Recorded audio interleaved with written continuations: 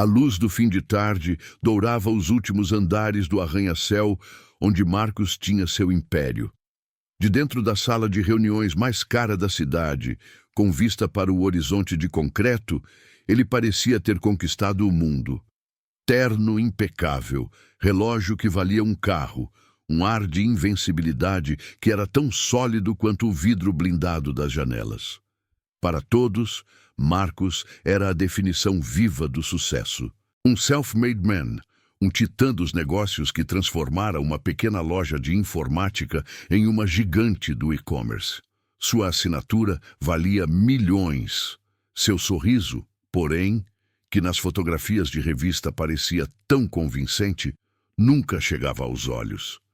Dentro daquele homem que tinha tudo, vivia um menino assustado, um vazio que nem os fechamentos de contratos bilionários conseguiam preencher. Enquanto seus sócios riam de uma piada, ele olhava distraidamente para a foto de tela do celular. Sua esposa, Ana, e sua filha, Sofia, de 5 anos, sorrindo em um parque. Era a única coisa naquele universo de números que parece ter alguma textura, algum calor real. Ele cancelara o jantar com elas de novo. Um negócio urgente em Singapura, dissera. A verdade era apenas a velha e insaciável necessidade de ter mais, de provar algo, para quem ele mesmo já não sabia. Naquela noite, enquanto Marcos preparava malas para mais uma viagem intercontinental, Ana entrou no escritório de casa. O silêncio entre eles era um habitante a mais naquela casa enorme e fria. Sofia fez um desenho para você, disse ela. A voz suave, mas carregada de uma tristeza resignada. Colocou sobre a mesa de madeira maciça uma folha de papel A4. Era um desenho de 3 figuras de mãos dadas, sob um sol com o rosto sorridente. A figura do meio, que representava Marcos, estava desproporcionalmente pequena. Ela disse que é porque você está sempre longe. Ana completou, sem acusação, apenas constatando um fato. Marcos sentiu um nó na garganta, mas o engoliu com a maestria de quem engole frustrações há anos. É bonito. Diz para ela que papai vai trazer um presente legal de Singapura. Ana apenas assentiu, com um sorriso que não chegava aos olhos, um reflexo do dele. Quando ela saiu, Marcos olhou para o desenho, depois para a tela do laptop, cheia de gráficos de crescimento. Um frio estranho, não do ar-condicionado, percorreu sua espinha. Naquele momento, ele não sabia, mas o chão sob seus pés, aquele chão que ele jurava ser de mármore sólido, já era areia movediça. O voo para Singapura foi turbulento, não por causa do clima, mas por causa de sua mente. Pela primeira vez, a empolgação pelo fechamento de um mega-acordo não vinha. Em seu lugar, uma ansiedade surda, um eco daquela frase, porque você está sempre longe. Ele abafou o sentimento com uísque e planilhas. A reunião foi um sucesso estrondoso. Firmou a parceria que colocaria sua empresa no mapa global de forma definitiva. Celebrações, champanhe, apertos de mão que valiam fortunas. No auge daquela noite de triunfo, sozinho em seu quarto de hotel, 5 estrelas, ele recebeu a ligação. O toque insistente do celular cortou o silêncio como uma faca. Era o número do hospital da sua cidade.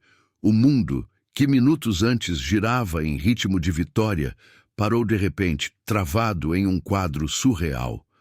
A voz do médico do outro lado era profissional, pausada, carregada de um peso que Marcos nunca ouvira antes. Acidente, chuva, estrada, carro, Ana, Sofia. As palavras chegaram aos seus ouvidos como sons de um idioma alienígena, desconexas, impossíveis de formar um sentido. Ele desligou o telefone, olhou para as paredes do quarto, para a vista deslumbrante da cidade iluminada. Nada.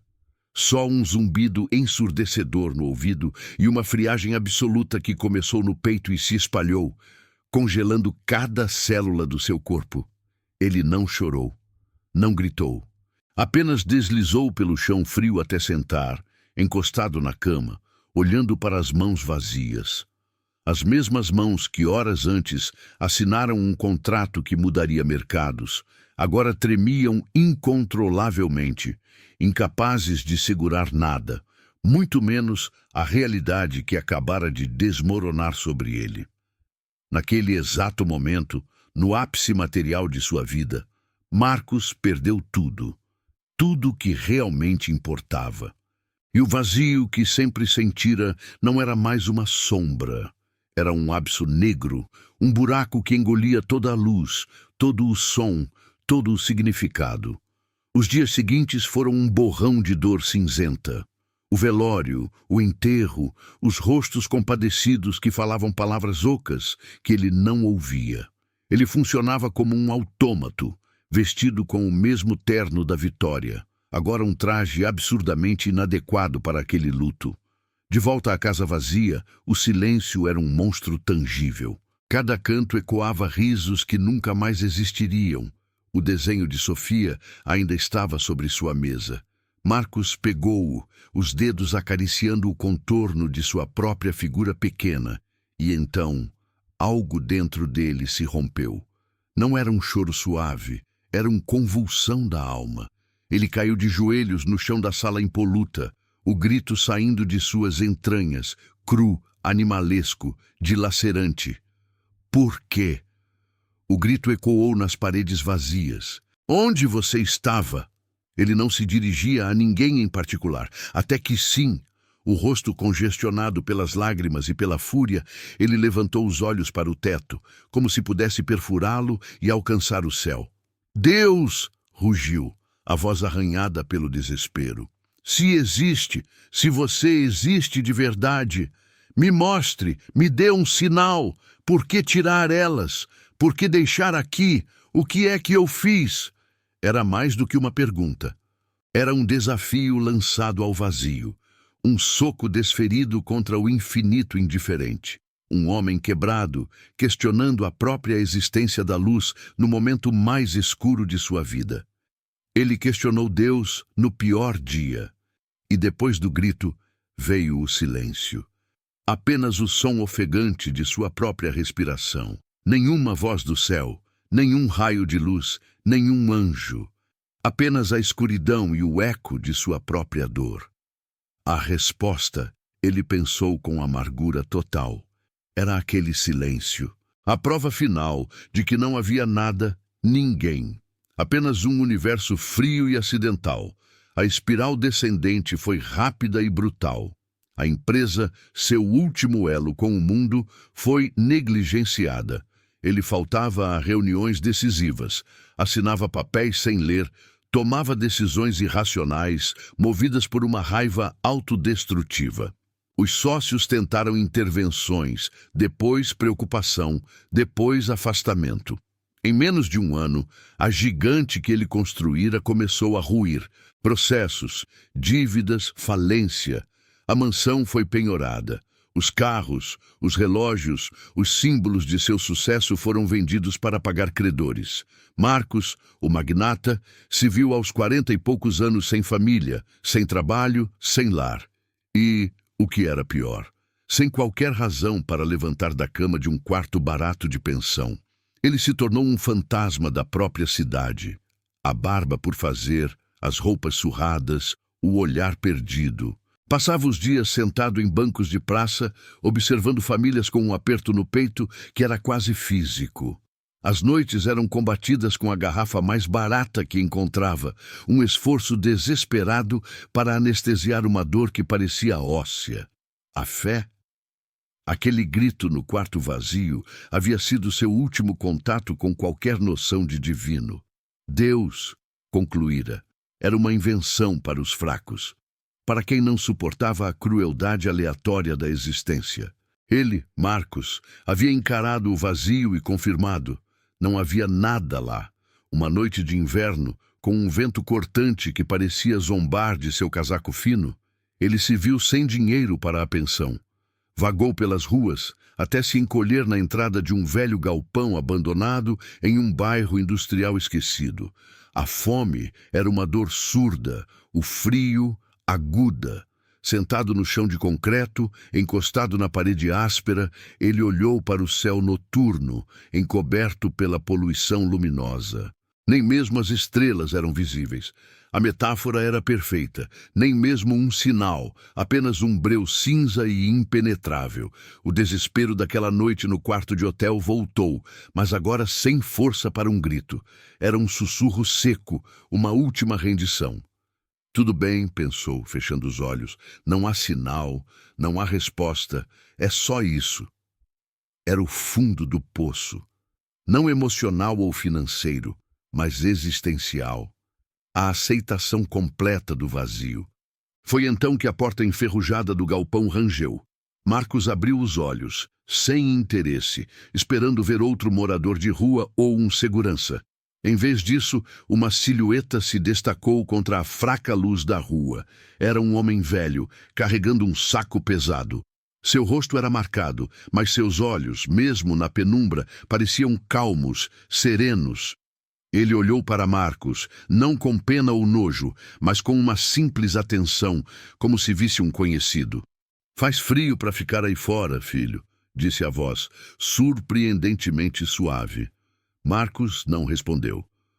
O velho empurrou a porta, entrou e acendeu uma lanterna. O interior do galpão era, na verdade, uma oficina improvisada. Havia bancadas, ferramentas velhas, algumas máquinas cobertas por lonas, e no centro uma pequena estufa caseira, com mudas de plantas crescendo sob uma lâmpada. O homem deixou o saco no chão. Dentro, Marcos viu pães, algumas latas, e se virou para ele. "Você tem nome?" Marcos hesitou, mas a normalidade da pergunta, naquela situação absurda, o fez responder. "Marcos, eu sou o seu Elias. Pode ficar se quiser, só não atrapalhar as plantas." E foi isso.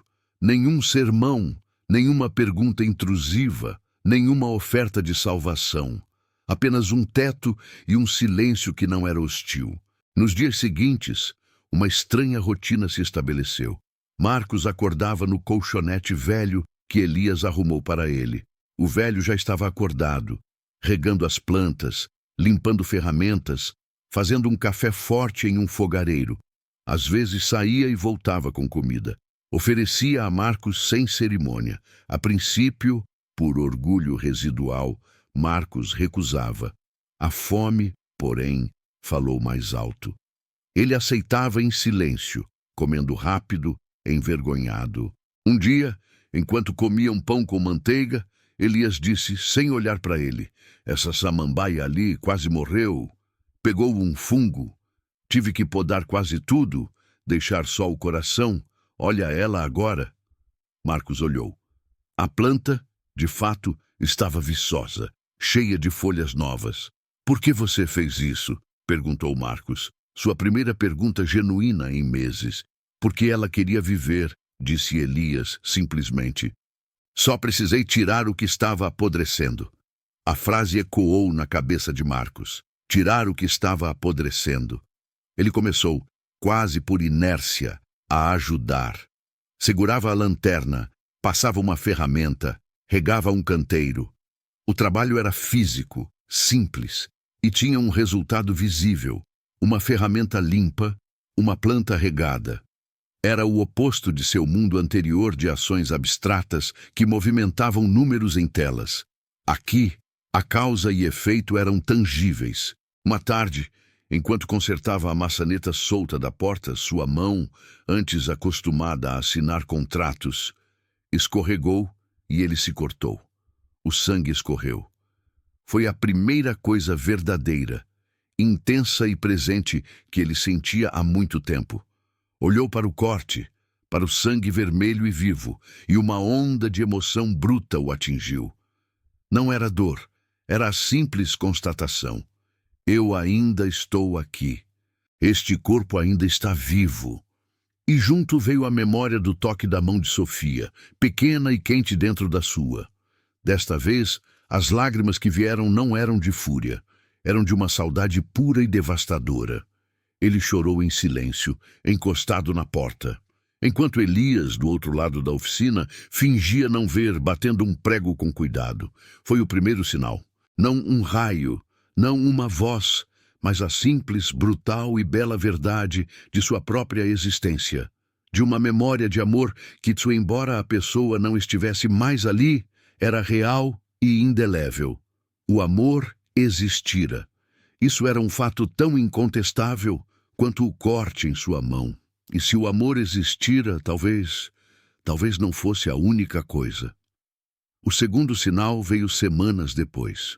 Um grupo de jovens do bairro, sabendo que Elias consertava coisas, trouxe um velho projetor de filmes quebrado, de um antigo clube. É para um projeto comunitário, seu Elias. A gente queria passar filmes na laje. Elias olhou, franziu a testa e disse: "Isso aí é peça de museu. Vou ver o que dá." Ele e Marcos, nos dias seguintes, viraram o aparelho do avesso. Marcos, com sua mente analítica de engenheiro que há muito adormecera, começou a desvendar o problema. Foi um processo lento, de tentativa e erro, consultando manuais online em uma biblioteca pública. Até que, uma noite, conectaram o último fio. Ligaram a energia e a lâmpada do projetor acendeu, lançando um feixe de luz branca e pura contra a parede do galpão. A imagem era apenas um quadrado de luz, mas para aqueles jovens que comemoraram com gritos de alegria, era mágica. Marcos olhou para a luz, para os rostos iluminados e esperançosos, e sentiu algo esquecido: utilidade. Ele não tinha consertado um negócio, tinha consertado um sonho, pequeno e local. A sensação de contribuir, de ser parte de algo que gerava alegria simples, foi um bálsamo que penetrou mais fundo que qualquer uísque. Enquanto os jovens saíam carregando o projetor como um tesouro, Elias colocou uma mão em seu ombro. "Você viu? A luz ainda funciona. Só precisava dos fios certos no lugar certo." Marcos assentiu, sem palavras. A luz, o amor, eram sinais ou apenas coincidências, neuroquímica de um cérebro carente? A resposta final, a que de fato começou a reescrever sua história, veio de forma tão simples que ele quase a perdeu. Um menino, filho de uma das mães do bairro que Elias ajudava, ficou doente. O remédio era caro. A comunidade se reuniu. Juntou o pouco que tinha, mas ainda faltava. Marcos, sem pensar, foi até o banco onde mantinha uma pequena e esquecida conta de emergência. Uns trocados perto do que já teve, mas a quantia exata que faltava. Ele sacou o dinheiro e deu a Elias, dizendo que era um empréstimo anônimo. O remédio foi comprado. Dias depois, o menino, recuperado, veio com a mãe agradecer a seu Elias. O velho apenas apontou para Marcos, que estava lixando uma mesa. "Agradece a ele." Foi o coração dele que doou. O menino, sem cerimônia, correu e abraçou as pernas de Marcos. "Obrigado, tio." O abraço foi rápido, quente, espontâneo. E naquele contato, na gratidão pura e não solicitada, Marcos caiu por dentro.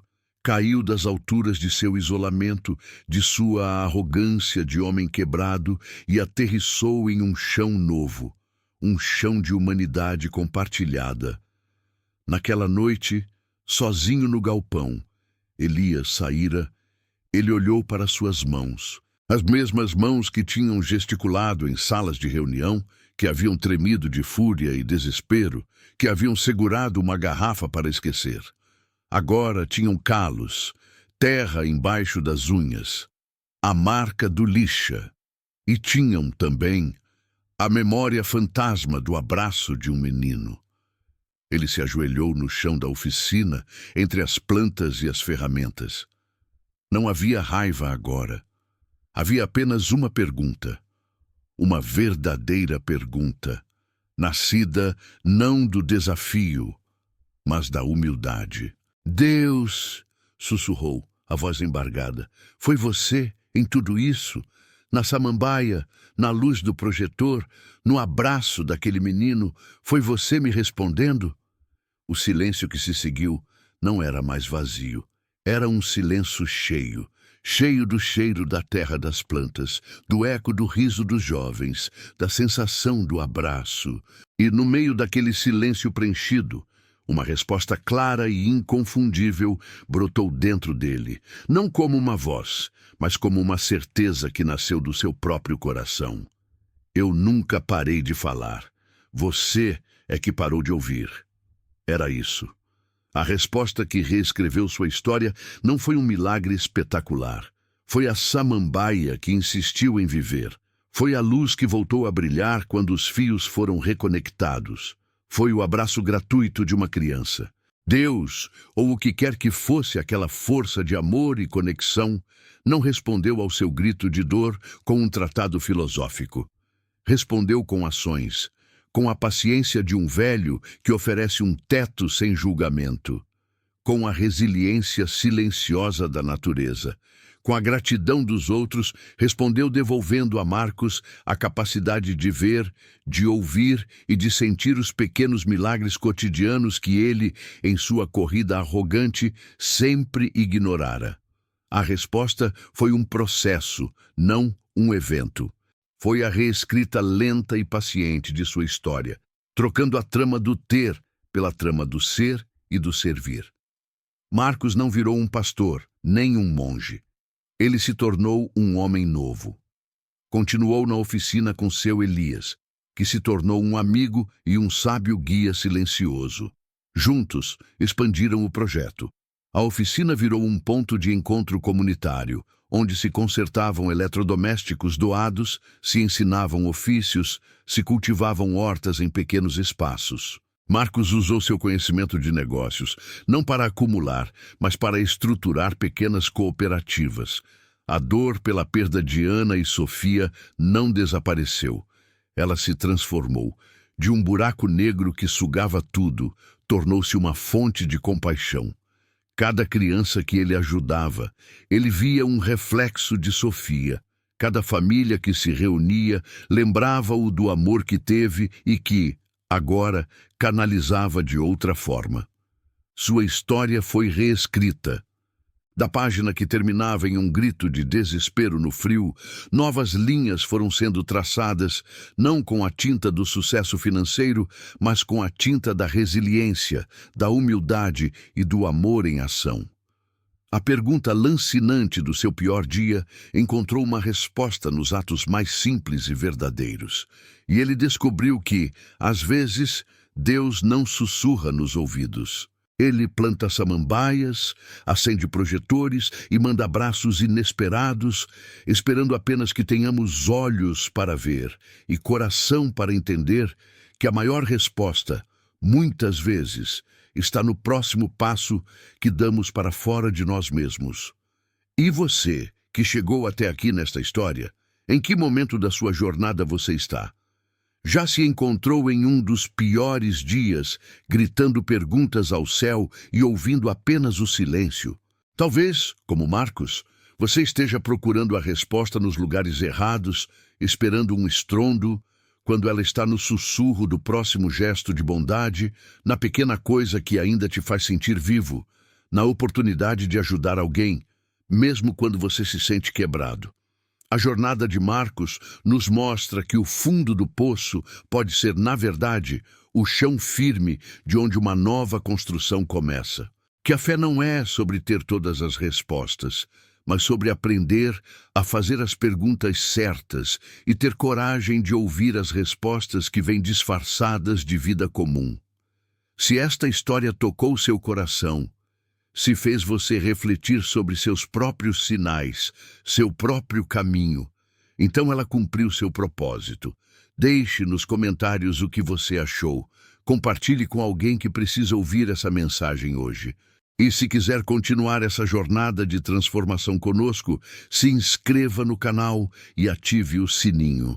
Aqui, a cada semana, trazemos histórias reais que provam que nenhuma queda é definitiva, que a esperança é a última que morre e que, muitas vezes, a luz aparece justamente quando a escuridão parece mais completa.